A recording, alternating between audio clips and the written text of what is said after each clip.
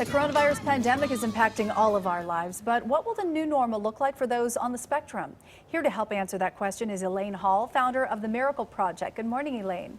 Good morning. Thank you so much. Now, how can families with children on the spectrum approach, adjust, and provide support during these changes?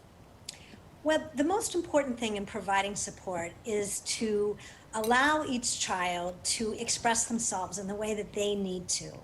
So to listen and tune in to that particular child. As we know, children on the spectrum require, prefer routine, as we all do. And what's essential is to honor that routine and to help them create new routines. As we're starting to go out into the world, things may not be exactly as they were in many ways.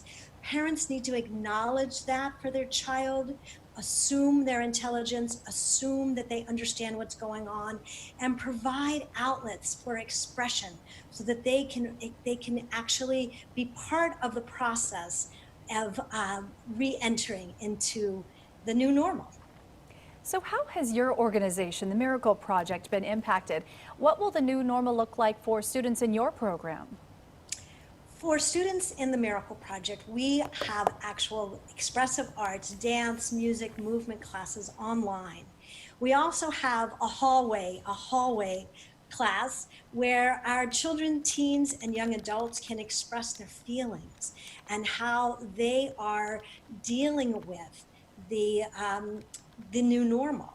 One thing that people maybe misunderstand about autism is that individuals on the spectrum crave interaction. And even though there's a comfort level in being away from all of the noise and clutter of the outside world, there's also a definite need to provide opportunities for connection. And so the Miracle Project provides these opportunities. We allow children and teens and adults to express their true feelings. And what a lot of people have shared is that they're okay with this. We have one student who said they've been bullied through elementary school, and today they like that they're home, they like that they're with their parents, but more than anything, because they've been through so much, they can get through anything. And I think that's what parents can share with their children, that they can do this. And with a parent feeling calm and safe, they can provide that safety and that trust. And as the mayor was saying, knowing the resiliency that individuals on the spectrum have. Oh, such great information and great advice for all parents.